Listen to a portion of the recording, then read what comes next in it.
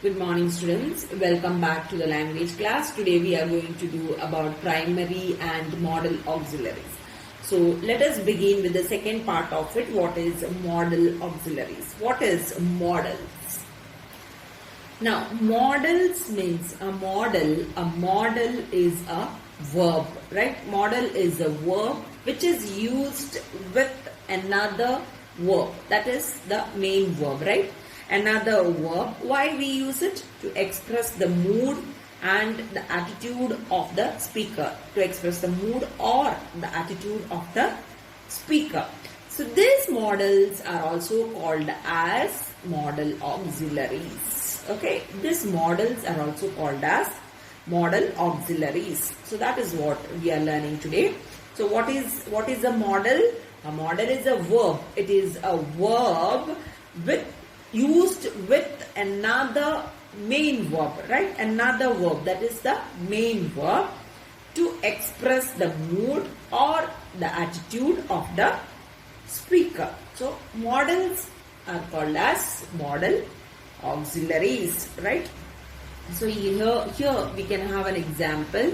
I can answer all these questions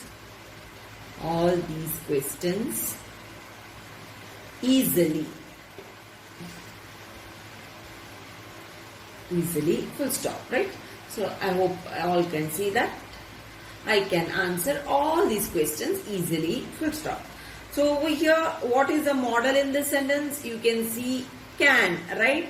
Can is the modal. So it's a verb, right? This is a verb. Can is the modal, and answer is also a verb, right? So it's another verb, that is the main verb. Now I hope you might have understood, right? So here you are having, so this is what modal is, right? So modal means modal is a verb, right? Like this, right? It's a verb used with another verb like this. That is the main verb like this, to speak about, to show the mood or the attitude of the speaker. So I can answer all these questions easily. So there what I am saying, what I am speaking. So it's speaking about it, isn't it? So can is expressing the idea of the speaker's ability over here, right? Can is expressing the idea of the speaker's ability, which is not expressed by this answer, by this verb, main verb answer. Okay, so can is a modal over here. So can is expressing the idea of the speaker's ability. If without can, I answer all these questions easily. I answer all these questions. So it's not making any proper sense, isn't it? It's not speaking about the speaker's ability. So when I say I can, right? I can. So here can is expressing, entirely it is expressing the idea of the speaker's ability over here. So like this, modals are used to convey ideas of permission, right? Ideas of permission. These are the uses of modals. Then possibility, it is used to convey possibility. Then probability, ability.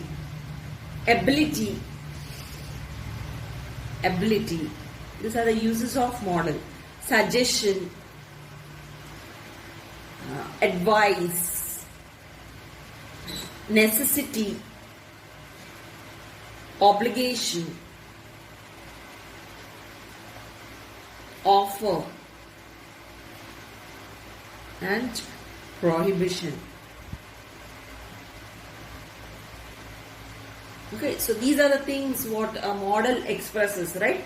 So modals are used to convey ideas of permission, possibility, probability, ability, suggestion, advice, necessity, obligation, offer, prohibition, right? So these are the uses of modals, right? So now we'll see the commonly used modals. For example, you have already seen can, isn't it? Can, could, may, might, So in the past form, the usage of the modal in the past, that is what you are seeing over here. Will, would, then shall, should, must, ought to, right? So these are the commonly used modals. Then these ones, dare, you might have seen these also. You might have come across these words like dare, D-A-R-E, dare, need, and used to, right? So used to, these are known as semi-modals, right? Dare, need, used to, they are known as semi-modals, fine? Semi-modals. Modals have only one form. So you can see over here itself, isn't it? You came across this word many a times, can, could, isn't it? They have only one form. They don't change from one form to another. So if the subject is singular or if it is plural, it remains in this form only. Only the tense form, that is present, past, it changes, right? So it is having only one form. They don't change according to the person or number of the subject. They don't change it. So can remain, I can, you can, he can, she can, it can, they can, isn't it? So everywhere it remains, can is can only. So there is no change, fine? That is what it means. Then another thing is that modals are followed by a main verb, like how you have seen over here in this example, I can answer, right? So it's followed by a main verb like this, fine? It is followed by a main verb. They cannot stand on their own, right? Unless you are using them in question tags. In that, it stands on their own. Modal, the main verb used after a modal must be in the root form. That is another thing. That is what you have seen over here. The main verb, right? I can answer. So it's in the root form, answer. For example, I will show you one more sentence. It may rain today. So this is the root form of the main verb, rain, isn't it? It is the root form. This is the root form of the main verb. Or if I say, you should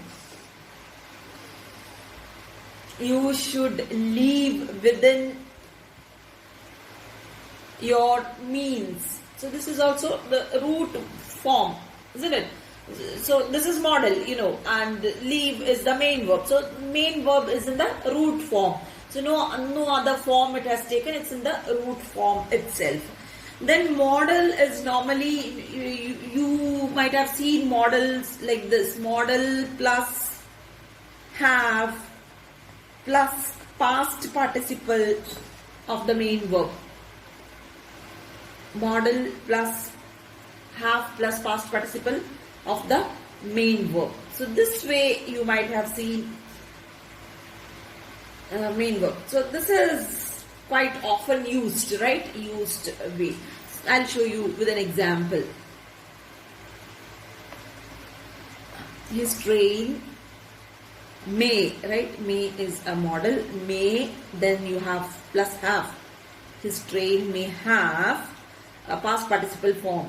Got delayed. May have got delayed, right? Past participle form of the verb, right? Main verb, delayed. That's the main verb, the past participle form. Got delayed, right? Sorry, his train may have got delayed. Okay, get got, the past participle form. Okay. So this is how it is used. The train may have, modal plus have. So these are the common use what you can see. Now these words you see over here, may, can, could, may, can, could. These words, these modal auxiliaries, may, can, could, these modals are used as permission, right? Permission. Asking for permission, isn't it? These are used for asking for permission. Now for example, asking for permission, we use may, can, could. We say, can I borrow your pen? Can I borrow your pen? Or anything it can be. Then that is with can, you can see. Then May I ask a question? May I ask a question?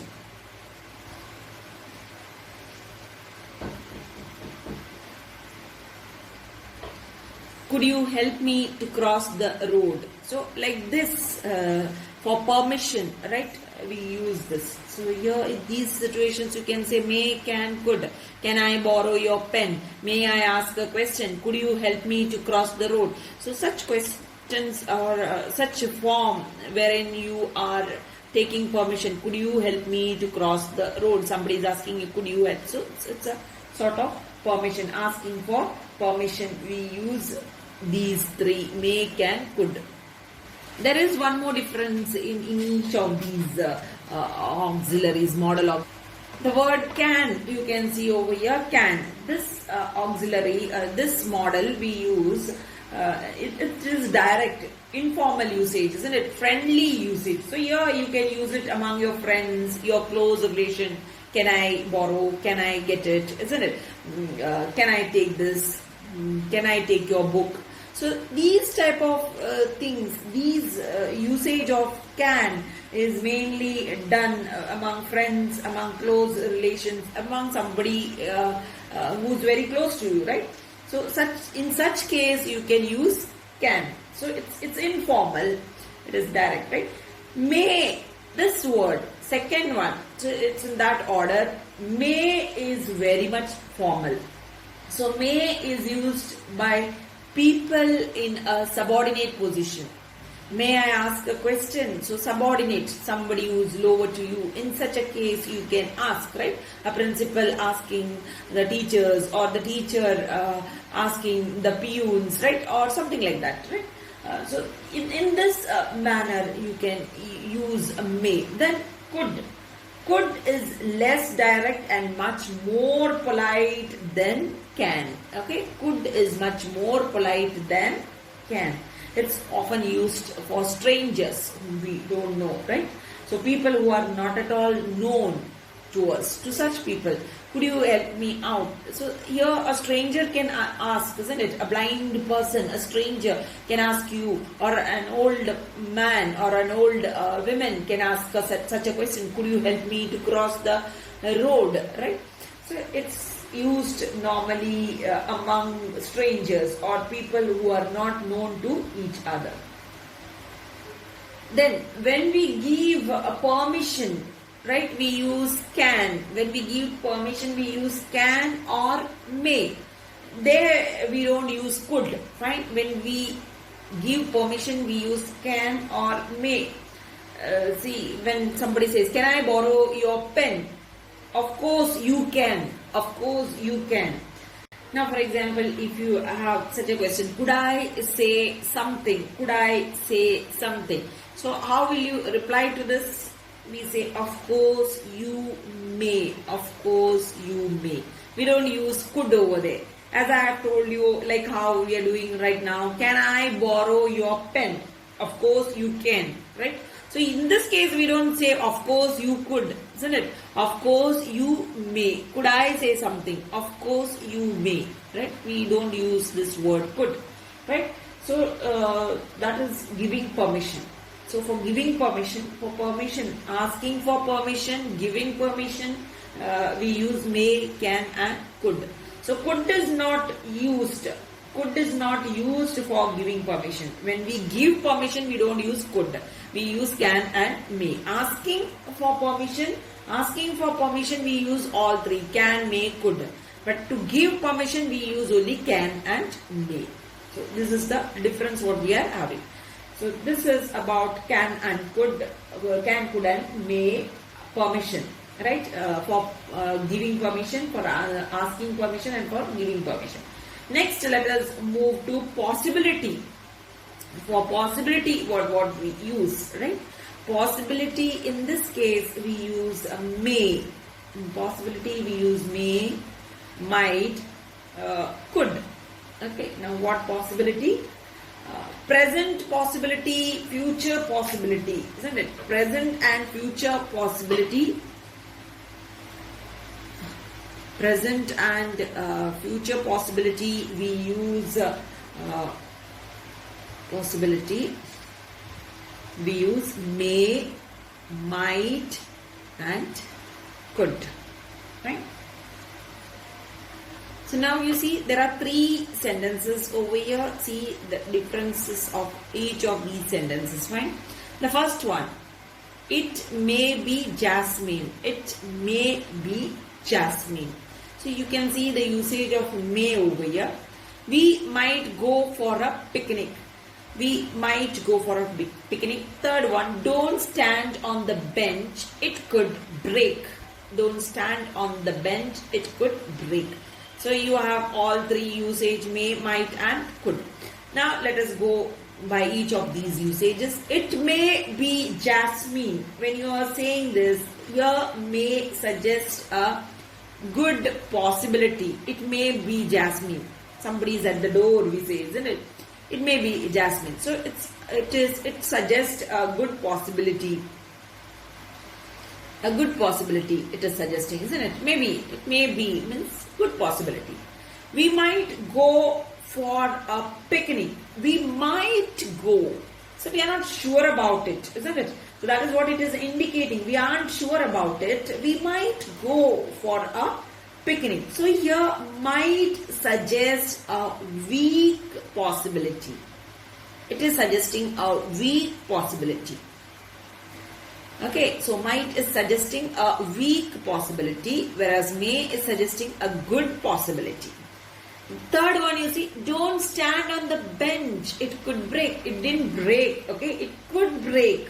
So you can see over here, could is used, could over here suggest a still weaker, right? Still weaker possibility. So these are the possibilities of each of these, right? The first one may suggest a good possibility, might suggest a weak possibility, and could suggest a still weaker possibility in the sentence.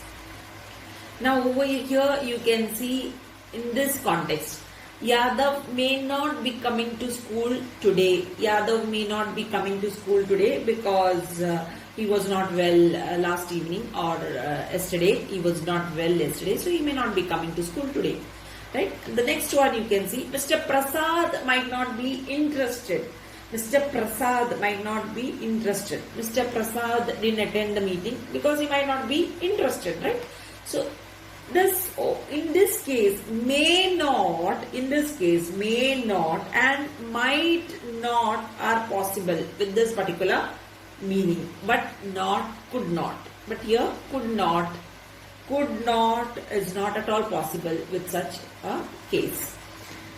Then, possibility in the past. So, that I will do in the next link. So, I will wind it up over here in this link. In the next session, that is in the next class, we will be doing possibility in the past. Thank you very much.